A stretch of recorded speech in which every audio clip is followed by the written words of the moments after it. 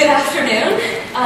It gives me great pleasure to introduce Dr. Robert K. Ross. He is the President and Chief Executive Officer of the California Endowment, and he is this year's commencement speaker.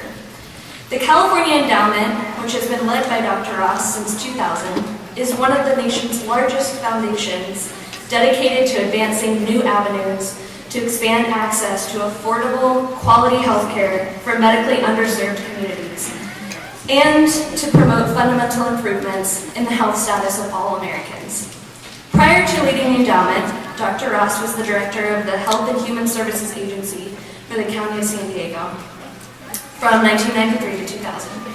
He was Commissioner of Public Health for the City of Philadelphia from 1990 to 1993, and he earned his bachelor's, master's, and medical degrees from the University of Pennsylvania.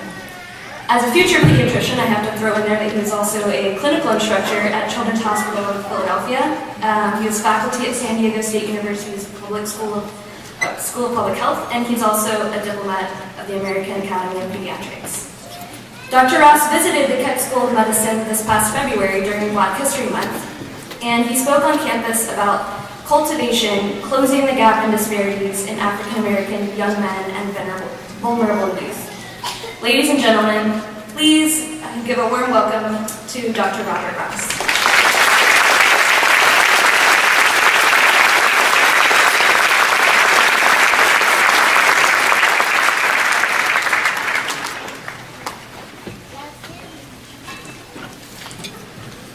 I wanted to make sure I got Nima's name right.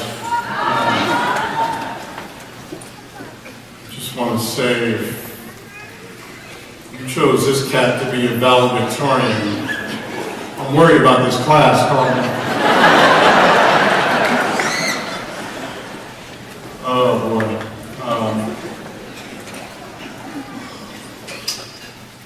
Graduates and family and faculty and administration, I'm really quite humbled and flattered to share a few words with you today.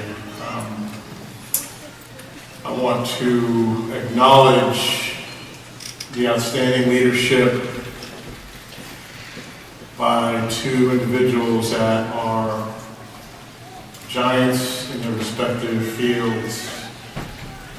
That is Dr. Henry Ford and Dr. Carmen Puliafito, and great stewardship. Dr. Henry Ford is a great friend, and Dr. Puliafito is a good friend.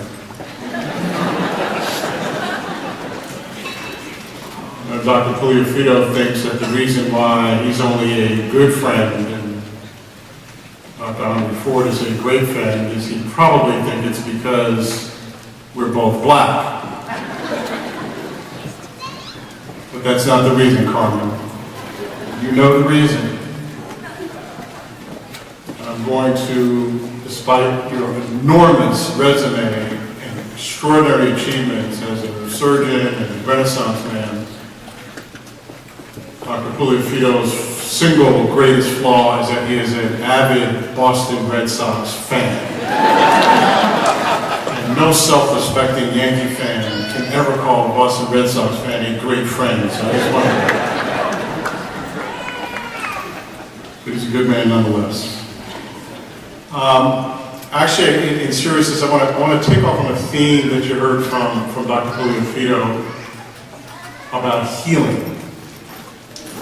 I want to share with you a story that goes back a number of years for me. At the time, I was a second-year pediatric resident at the Children's Hospital of Philadelphia.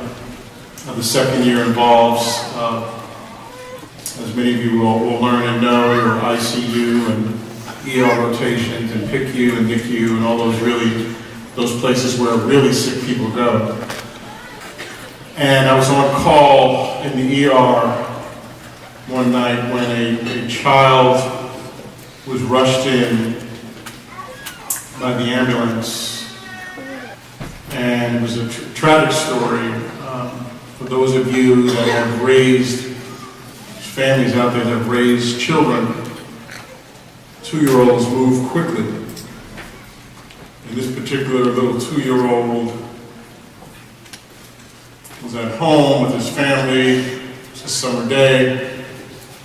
Mom thought that Willie was with Dad, and Dad thought that Willie was with Mom, and they couldn't find Willie in the house, and a frantic search went on for Willie in the house, and they couldn't find Willie, and they went into the backyard and found Willie at the bottom of the family swimming pool. And Willie was rushed into the emergency room after 911 was called. By the time he got to the ER, he was in really bad shape. His pupils were dilated and nearly fixed. His reflexes were minimal. It's extreme evidence of hypoxia and acidosis. And he was rushed up to the pediatric intensive care unit.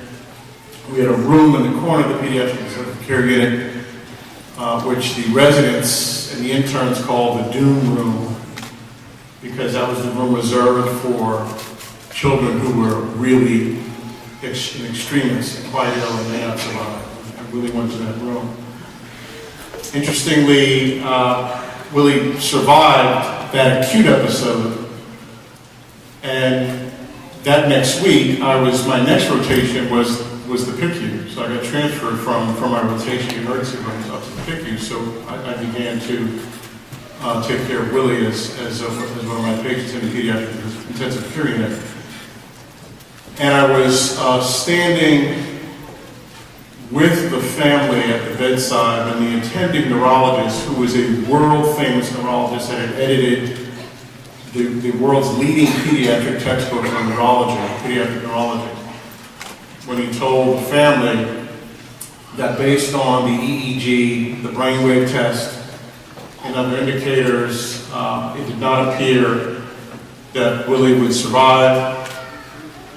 And if, in fact, in the unlikely event that he did survive,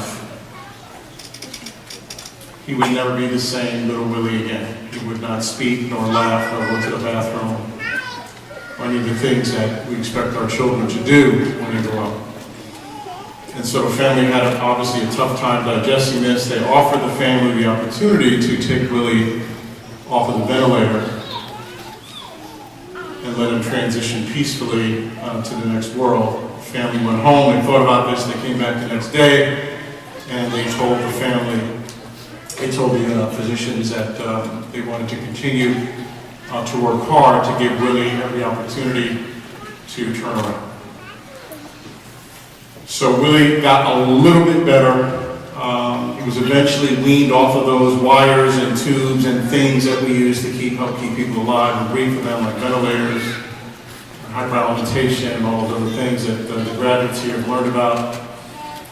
And he improved enough to be taken off the ventilator and was transferred to the 5th floor pediatric med-surg, where my next rotation was, interestingly enough. So I stayed with the family, got to know the family for quite some time. But while he was in the pediatric intensive care unit, he was in a coma, in a deep coma. We saw the family do something that the veteran nurses in the pediatric intensive care unit had never seen before. They gave Willie, of course, a kind of loving, caring embrace that you would give your child.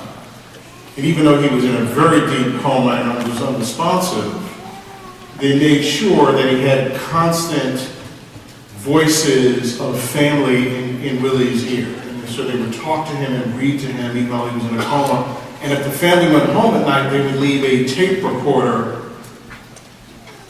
of family members reading stories and talking to Willie. And they even left batteries so that if the tape recorder ran out of batteries in the middle of the night, they would ask the nurse to change the batteries. So Willie would constantly hear family members in his very damaged brain. And so Willie did improve a little bit, got off the ventilator. I went up to 5 med-surg. I took care of him again. Again, got to know the family very well. Willie improved enough to go to a rehab facility, although, again, not speaking, not laughing, and being fed through a feeding tube. And then I lost touch with the family. I want to come back to what happened to Willie in a little bit. So the reason why I wanted to share that story is because of what you heard from Dr. Puliafito. This craft that you've chosen, this path that you've chosen, never let it forget that it's about healing. And there is an element of the craft of healing that has to do with faith. I don't mean necessarily a religious faith or denominational faith. But faith is that which is the power of unseen evidence. And so I want you to just, as graduates, I want you to sit with that a little bit, because what's going to happen to medicine, what is happening to the health of the practice of medicine over the next few years, this is the health reform class. This class here, this class will see more changes in healthcare delivery than the previous 50 years of graduates in this country. And you've already begun to get familiar with terms. I'll read some of them off to you, but certainly these are the biggest changes, families, in healthcare in 50 years are happening right now in terms of healthcare reform. And you're going to hear terms like ACA and HIT and EHR and EMR and NCQA, HEDIS, Triple Aim, QHP, DMHC, CalSIM, HIPAA, HMO, PPO, EPO, ACO, MCO, PCP, FFS, CMMI, global budgets, global payments, base payments, bundle payments, narrow networks, tiered networks, pay for performance, PMPMs, reference pricing. Don't you have a headache? That's the language of the new healthcare and of the reform of our healthcare system. And so I want you to remember, as you go forward, graduates, you're going to encounter a lot of people who are going to inflate themselves in terms of their self-importance because of these terms and the language, and they will even assert that they know more than you about these issues and matters and terms and language, and that makes them a better doctor than you. And don't you believe a word of it. Because the career that we've chosen is still fundamentally, and this will never change, about healing. And healing is about people, and healing is about compassion, and it's about humility, and it's about courage and strength, and listening and engaging and talking. And this is the stuff that continues to matter in the sacred relationship of trust between patient and doctor. If you want to ask any of your family members what makes a good doctor, they will not talk about board certification. A good doctor is someone who listens and cares. That's how your grandmother and your aunt and your cousins define a good doctor. It's not familiarity with the acronyms and terms and language I just ran through a list of. And so let me come back to Willie, because I want to talk a little bit more about faith and about attitude. So Willie goes to a rehab facility, and I lose touch with the family for about 7 years. I had no idea what had happened to little Willie. He was 2 at the time that he left the hospital. And about 7 years later, I had my 15 minutes of fame. And the reason why was because I was with the Philadelphia Health Department, and Philadelphia and the nation were dealing with a terrible measles epidemic. And the only time someone from your local health department is on television is when something is going terribly wrong. They never put us on TV for good news in the public health department. And so I was on TV for a week because we had all these cases of measles in the community. And I was advising parents and families through the media on what to do about the epidemic and how to get their children immunized and what the complications of measles were and all that stuff. The reason why that's relevant is because it was during that week that I was in a meeting at the Public Health Department, again, around managing this measles epidemic. And my secretary interrupts me with a phone call. And I said, listen, I'm in an important meeting, and it's great. He said, well, it's a kid on the phone, and I can't understand. I said, well, is it one of my kids? I don't think so. I said, okay. So I get to the phone. I said, hello, this is Dr. Ross. And this voice says, hey, Dr. Ross, saw you on the TV. I said, I'm sorry, who is this? The Dr. Ross, it's me, Willie Keech. Saw you on the TV.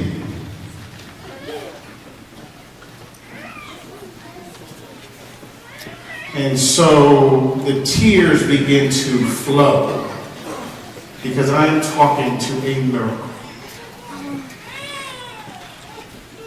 And I talked to Willie for a little bit, and I was excited, and I said to Willie, Willie, where's Mom? I gotta talk to your mom. Put your mom on the phone. So Angela's on the phone. She says, hey, Dr. Bob, we saw you on the TV, you look great. I said, Ann, forget about that. I just talked to Willie, and Willie talked to me. What happened? She said, it's a long story. We just always had faith and never gave up on him. And she went on to tell me that Willie was still in a wheelchair, was wheelchair bound, and he was in special ed in school. And the principal, she said, yeah, we're going to try and get him mainstream in class and get him out of special ed. And so, Dr. Bob, the principal told me that's never going to happen. And she said, we'll show him. And so, that was the miracle that was Willie. And about 10 years after that, I got a package in the mail, a photograph. And this is, you can't see it, let me describe it to you. This is Willie at his high school prom. He's in the middle there in a wheelchair. Maybe some of the graduates in the front row. See, Willie had 2 dates. A set of twins at his high school prom. I know there are a bunch of dudes in this audience who couldn't get 1 date to the high school prom. So Willie went on to graduate from Westchester State University in Pennsylvania and is working in the Philadelphia region now. And so I wanted to drop that story that will always stay with me as a reminder about those things that you just can't measure. You can measure BUN and creatinine and hemoglobin A1C and blood pressure and a whole bunch of stuff that you'll order and learn about. But you can't measure faith and attitude and courage. And before I close, I just want you to consider for a moment in your own personal journey. And if you do one thing in between this day today and the time you start the next step of your journey, your internship, your residency, I want you to do me one favor, speaking specifically to the graduates right now. There is somebody in your family, in your family's history, who had faith enough and sacrificed enough and endured enough so that you could be sitting here today.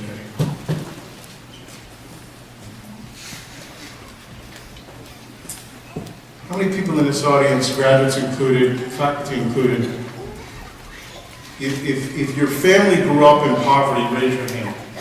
If your family grew up in poverty, raise your hand. Keep it up. If your grandparents grew up in poverty, raise your hand. Your grandparents. If your great-grandparents grew up in poverty, raise your hand. Keep it up. This is the American story.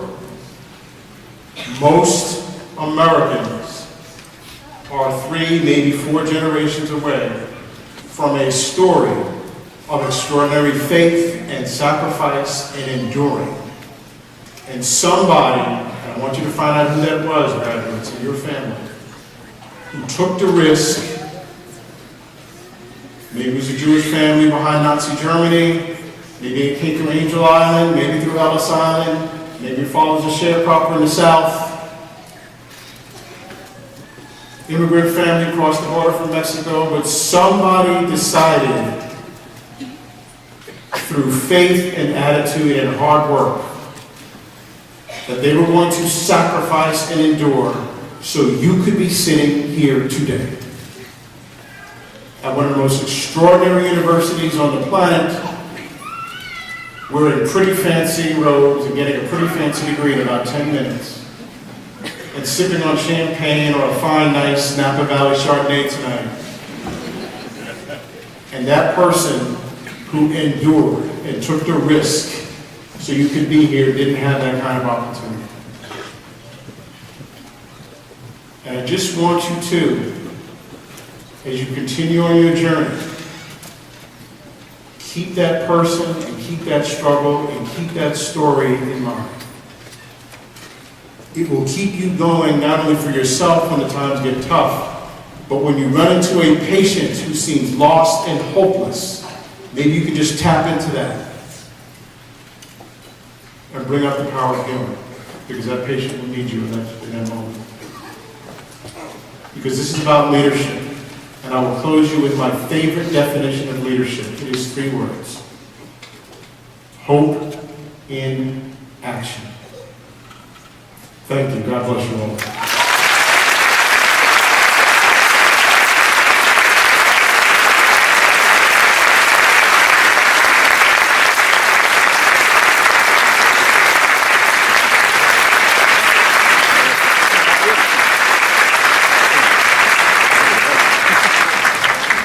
What a powerful address. At the time that we selected Dr. Ross as the keynote speaker in consultation with the leadership of the graduating class, the leadership of the medical school elected Dr. Ross to give you a unique award. This is the Dean's Humanitarian Service Award of the Keck School of Medicine of USC. And here's the inscription. Presented to Robert K. Ross, Jr. for his lifelong efforts promoting access to health care for all Americans. And there's a quote on this. It's really a very powerful quote from a very powerful American, the Reverend Martin Luther King, Jr. Quote, of all the forms of inequality, injustice in healthcare is the most shocking and inhumane. Dr. Ross, thank you for everything you've done to advance the healthcare of America.